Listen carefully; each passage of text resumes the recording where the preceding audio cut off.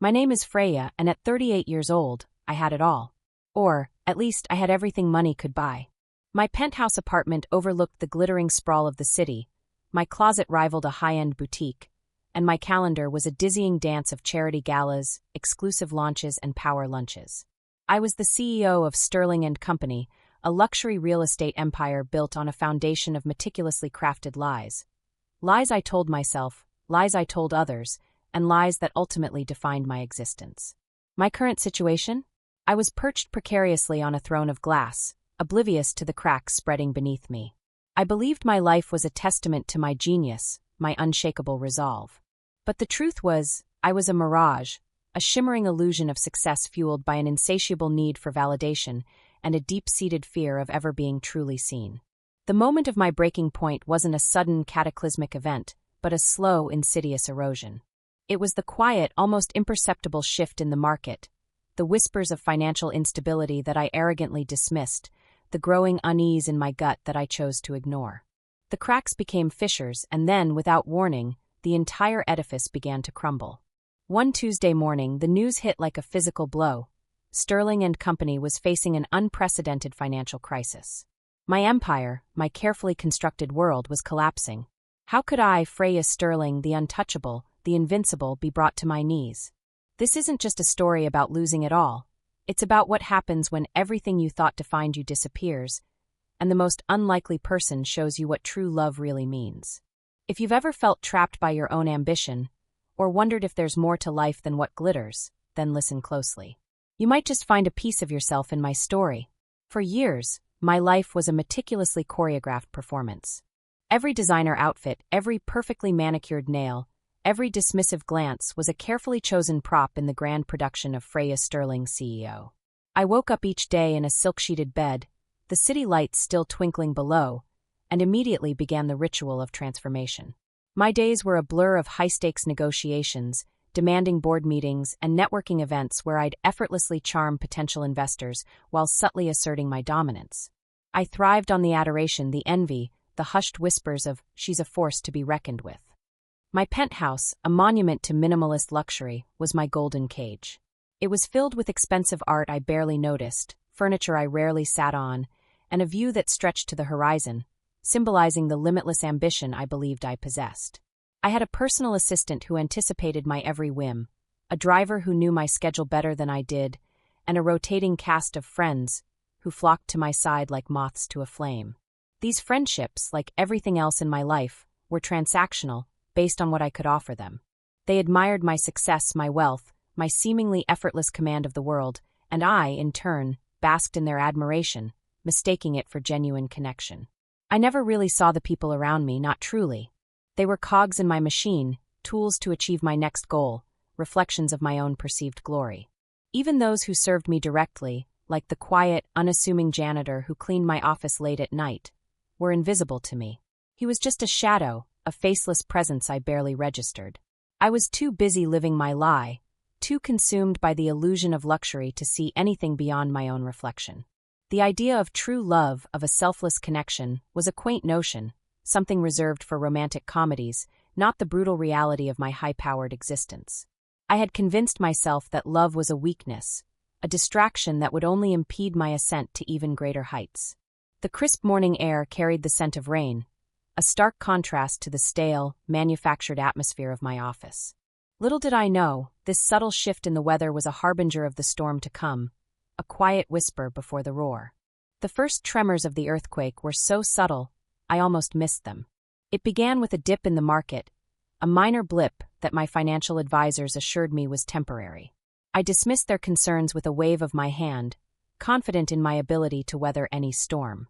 After all, I had always conquered every challenge that came my way. But then the blips became more frequent, the dips deeper. A major deal, one that was supposed to solidify Sterling and Company's position at the top, unexpectedly fell through. My usual network of high-profile contacts, who once scrambled to return my calls, became harder to reach. Their responses grew shorter, their excuses more frequent. I started seeing concerned glances, hushed conversations that stopped abruptly when I entered a room. My meticulously crafted image, once impenetrable, felt like it was starting to fray at the edges. I doubled down, working longer hours, pushing my team harder, clinging to the illusion of control. I spent more on lavish parties, trying to project an image of unwavering success, hoping to strong-arm reality into submission. The more I tried to maintain the facade, the more exhausting it became. Sleep eluded me, replaced by restless nights spent staring at the ceiling of my opulent bedroom, the silence amplifying my growing anxieties. My appetite vanished, and I found myself existing on a diet of black coffee and sheer stubbornness. The constant stress began to manifest physically. My flawless complexion became dull, shadowed by dark circles under my eyes. My once vibrant hair seemed to lose its luster. I found myself snapping at my assistant, a kind and patient woman who had been with me for years, something I rarely did. The internal pressure was immense, a crushing weight that threatened to buckle my knees. I started to notice the quiet janitor, the one who worked late, more often. Not because I was truly seeing him, but because his presence was a constant in the chaos, a steady, rhythmic hum that was strangely calming amidst the storm of my crumbling empire. He would be there, methodically emptying wastebaskets, wiping down surfaces, a silent sentinel in the emptying halls of power. Sometimes, our paths would cross in the deserted hallways. I'd nod, a perfunctory acknowledgement, and he would offer a small, almost imperceptible bow of his head. I never knew his name. I never cared to ask. He was just part of the background, a fixture in the opulent stage on which I performed my grand deception. The irony of it all was beginning to settle in. The more I amassed, the emptier I felt. The cracks in my empire were mirroring the cracks within myself. The city lights, once a symbol of my dominion, now seemed to mock me, their cold gleam reflecting the growing chill in my heart. The air felt heavy, pregnant with the unspoken truth that was about to shatter my carefully constructed world. The call came on a Tuesday morning, a date forever seared into my memory. My lawyer's voice, usually calm and measured, was strained, laced with an undeniable tremor. Sterling and Company was filing for bankruptcy. The market downturn, compounded by questionable financial decisions I had signed off on in my hubris, had finally caught up. My empire, my legacy, my entire identity, crumbled in an instant. The phone slipped from my numb fingers, clattering against the polished marble of my desk. The silence that followed was deafening, a stark contrast to the usual hum of activity in my office. My assistant, sensing the shift, rushed in, her face etched with concern. I could only stare blankly, the words bankruptcy, echoing in my mind like a death knell. The next few weeks were a blur of legal proceedings, asset liquidation, and a relentless media frenzy. My name, once synonymous with success, became a cautionary tale, splashed across headlines with humiliating accusations of mismanagement and greed. The friends, who had once vied for my attention, vanished overnight, their loyalty as fragile as the empire I had built. My penthouse, my designer clothes, my expensive cars. Everything was seized, systematically stripped away until I was left with nothing but a small suitcase and the crushing weight of my failures. The humiliation was a raw, burning wound. I, Freya Sterling, who had prided herself on her independence and self-sufficiency, was utterly alone and utterly lost.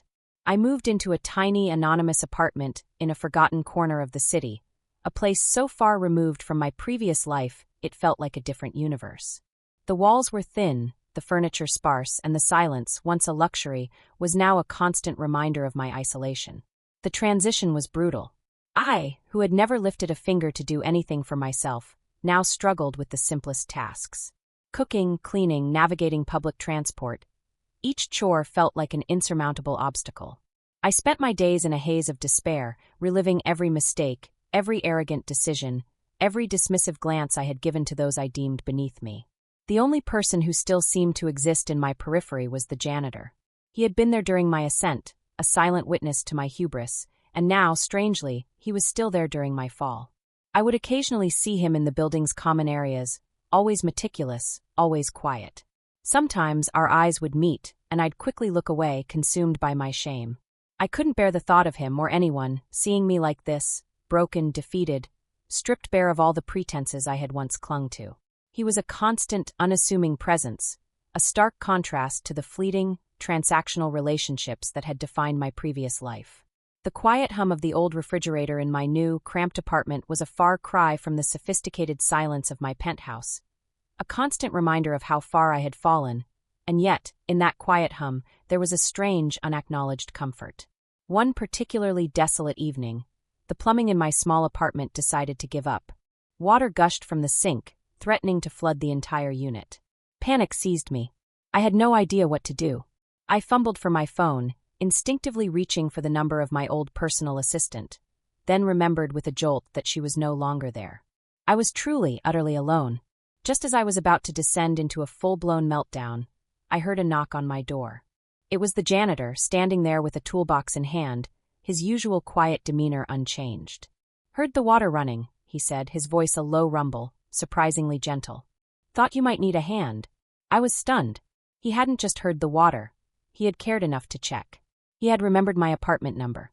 He had seen me, truly seen me, for the first time. I stepped aside, still reeling from the shock of his unsolicited kindness. He went to work immediately, his movements efficient and practiced. He spoke very little, but his presence was calming, reassuring. As he worked, I found myself watching him, really watching him, for the first time. His hands, though calloused from years of labor, moved with a surprising dexterity. His eyes, kind and observant, seemed to hold a quiet wisdom. He wasn't bothered by my disheveled appearance or my obvious distress. He simply fixed the pipe, then cleaned up the mess without a word of complaint. When he was finished, he stood, wiping his hands on a rag. "There you go," he said, offering a small, reassuring smile. "Should be good now." I didn't know what to say. "Thank you." I managed, my voice hoarse. I don't know how to thank you." He just nodded, his gaze steady. "No need," he replied. "Just glad I could help." And with that, he turned to leave. "Wait," I blurted out, a sudden impulse overwhelming my usual reserve. "What's your name?" He paused, a flicker of surprise in his eyes. "It's David," he said. "David Miller." "Freya," I responded, extending my hand.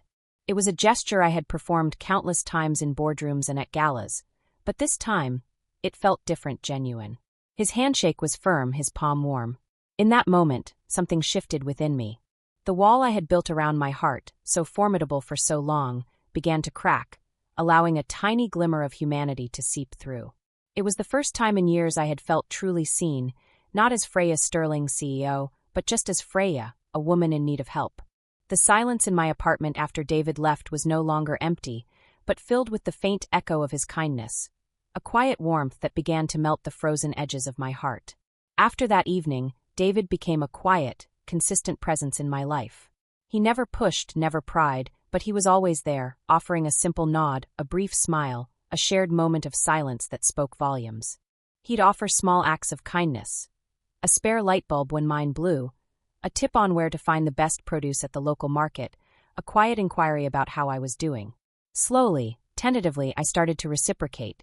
I began to ask him about his day, about his life. I learned that David had worked in this building for over 20 years, seeing countless tenants come and go, each with their own stories, their own struggles. He told me about his simple life, his love for gardening, his quiet evenings spent reading. There was no pretense in him, no desire to impress or to hide. He was just genuinely, unapologetically himself. The more I learned about David, the more I saw how profoundly different he was from anyone I had ever known.